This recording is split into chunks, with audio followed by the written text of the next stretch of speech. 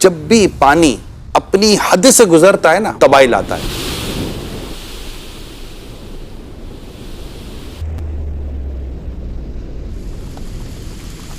ہم نے ان حدود کو توڑا ہے، جو حدود مرد کی مرد کے لیے، عورت کی عورت کے لیے. جب یہ حدود توڑ کر اب باہر نکلے نا تو یہ بے حیائی اور بے شرمی اور عجیب و غریب قسم کی گفتگو کا ایک سیلاب آیا ہوا ہے جس سے بہت تباہی مچائی ہے. کمانا مرد کی ذمہ داری، عورت کیا کمانا عورت کی ذمہ داری بھی نہیں ہے. نان نفقہ مرد کے اوپر ہے، عورت پر ہے بھی نہیں.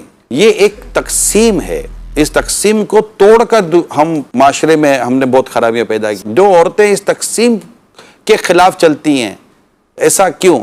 تو وہ بھی نیچر سے ہٹ رہی ہیں. اور جو مرد اس تقسیم کے خلاف چلتے ہیں اور کام اپنی عورتوں سے کراتے ہیں، دودھ بھی تم لے کر آؤ، دہی بھی تم لے کر آؤ، انڈے WT تم لے کر آؤ، باقی سارے کام تم کرو، سبزی والے سے بات تم کرو، تو جناب فلاں سے بات تم کرو، گوشت والے سے بات تم کرو. تو یہ بات بھی درست نہیں ہے. مرد کی اپنی رسپانسبلٹی ہے، عورت کی اپنی رسپانسبلٹی ہے.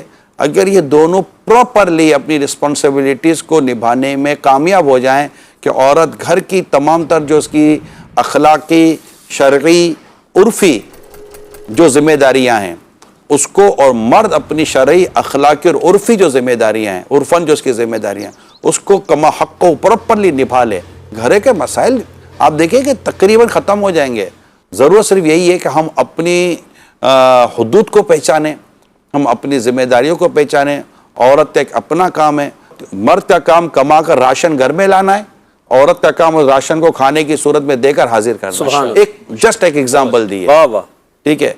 تو آپ یہ کام کرے، وہ یہ کام کرے گی انشاءاللہ تعالیٰ. باقی اس نے بھی کبھی آپ سے یہ تھوڑی کہا کہ نہیں جناب آپ یوں کر رہے ہیں، وہ کیوں کر رہے ہیں. جس طرح کمانے میں کمی بیشی ہو جاتی ہے، اس طرح پکانے میں بھی کمی بیشی ہو جاتی ہے.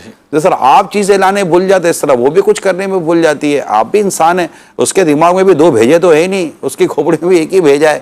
آپ کے بھی ایک ہی بھیجا ہوگا، مغز تو ایک ہی ہوتا ہے دماغ میں، تو کچھ اس کے کوئی چار چار رکھے ہوئے ہیں. ٹھیک ہے، تو ایسا نہیں ہے. آپ اپنی ذمہ داری پوری کرو، ذمہ داری پوری کرے گی. لڑا جھگڑا نہ کریں کہ میرے کو کیوں کام بولتی ہے نا، میں اس کو کام کیوں بولتا ہوں.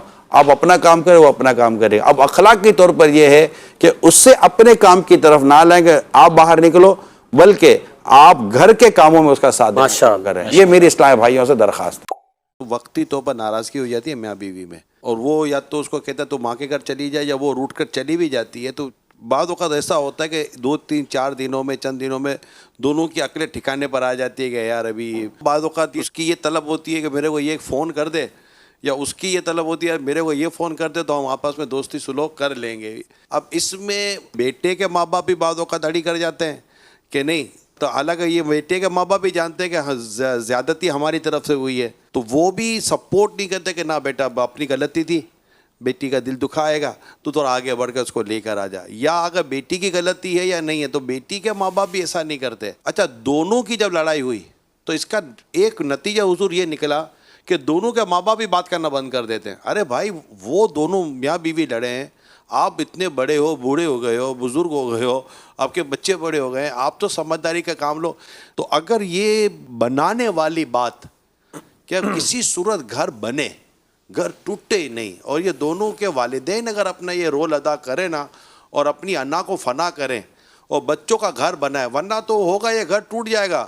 دو میاں بیوی میں آئے دن کچھ نہ کچھ رہتی تھی، تو ایک دن شوہر غصے میں آ کر اس اپنی بیوی کو 1 2 3 کر دیا. اب گھر تو ٹوٹا. جو سب سے زیادہ جو متاثر ہوا نا فرد، وہ چھوٹا سا بچہ تھا جو دونوں کے درمیان میں تھا. اچھا، لڑکی نے وہاں دوسری شادی کر لی، لڑکے نے یہاں دوسری شادی کر لی.